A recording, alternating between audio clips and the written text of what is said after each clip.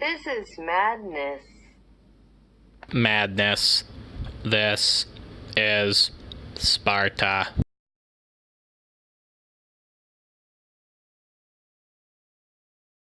Hello everybody, this is Spartan Robot Guy, and this is episode 3 of Unsung Heroes. Now, full disclosure, the topic of today's video isn't necessarily a hero, at least in the sense that, say, Lawrence Joel was or Sally the dog was. However, he is a fascinating individual with a fantastic story, and he's left a very important, albeit subtle, mark on the world today. So he is definitely worth discussing. So for a little context, on New Year's Day this year, I visited the Milwaukee Public Museum. And not to get too far off topic, but this is a very, very special place. It's a truly wonderful museum. And if ever you find yourself in Milwaukee, it's well worth a visit. Like the tagline says, what will you discover? There are literally hundreds of thousands of specimens and artifacts here. And they range considerably in topic. They explore everything from anthropology and archaeology to the scientific method. It's probably the only museum I can think of that has both a butterfly garden and mummies under the same roof. And it seems like every time I go there I catch something I didn't before. There's just that much there. It's like watching a very detailed movie. You catch something new every time you go there, every time you see it. I mean, heck, there's even an exhibit about the history of museum exhibits. It's probably the only museum I can think of that I've ever been to, at least, that could be considered meta.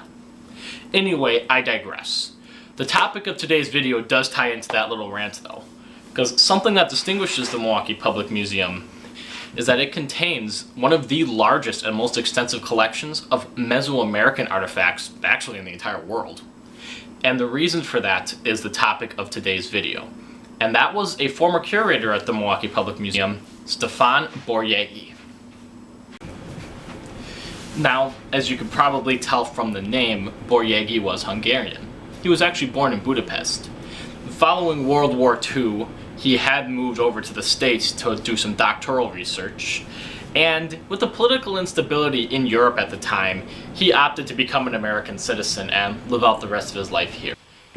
Anyway, through various grants, scholarships, what have you, Boryegi was able to remain in the States and complete a doctorate in archaeology. And that is something that's very interesting about Boryegi. He wasn't just some dusty intellectual cooped up in an office tucked away in a museum somewhere. He was one of the most active archaeologists of his time. Central America in particular very much piqued his interest, especially Guatemala. And many of the artifacts from that region that are on display today at the Milwaukee Museum were actually found by himself and his team. Now, before I go any further, I need to stress just how fascinating of an individual Boryegi was.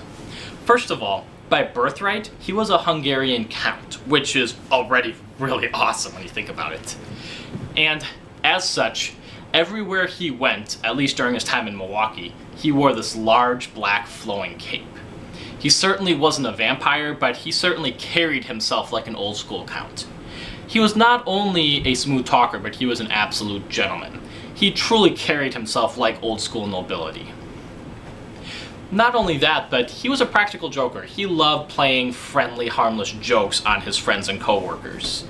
And he smoked a very distinct and a very expensive brand of tobacco everywhere he went. In fact, there are some people today that claim he's still at his museum, but that's a topic for a different video. I have a doctor friend that's going to be talking about that one. Anyway, let's get on to what he did. So, Boryegi became the director of the Milwaukee Public Museum in 1959. And at the time, they were not only moving, but they were also renovating. And they were working on an exhibit that would focus on Milwaukee history, very local history. However, to Boryegi, it wasn't enough to just put artifacts in a display case and show them to patrons. He wanted the patrons to feel immersed in the experience. He wanted them to feel like they were stepping back in time. So he created what is today the streets of Old Milwaukee. Everything from the sounds you hear, to the sights you see, to the cobblestone roads, everything was meant to feel like you were actually on a street in Old Milwaukee.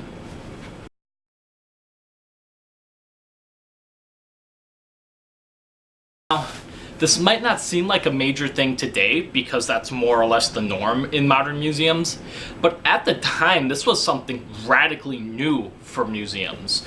Most museums were characterized by large halls with cabinets, sometimes called cabinets of curiosity, full of artifacts with a vague label. You know, this is a sword from X and X, this is a mask from X and X, and that's it. So the detail and the description and the immersion was something very, very new in the field. And needless to say, his method, his style of curation caught on more or less worldwide, and today it's the standard in museums. In fact, it's to this day called the Milwaukee Style. So the next time you go to a museum and it's very, very interesting and not just a bunch of dusty artifacts in a case, you have Stefan Boryegi to thank for that. As fascinating as Boryegi's story is, it does end in tragedy. On September 26, 1969, he was on his way to work at the Milwaukee Museum when he was involved in a car accident and was killed almost instantly by most accounts. And that brings an end to the fascinating, motley life of Dr. Stefan Boryegi. And now, a parting thought about the history of museums.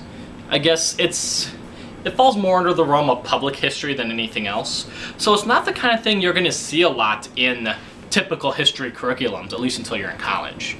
And that's something of a shame in my opinion. There's so many stories to tell. Even in this example, the history of a museum, how one individual was able to create something truly special at a museum and change the face of the industry by doing so. It's a real shame that more isn't said about people like Boryegi, you know, the people behind the scenes making history interesting for students. And with that, I will leave you all to ponder. Hasta luego, mis amis.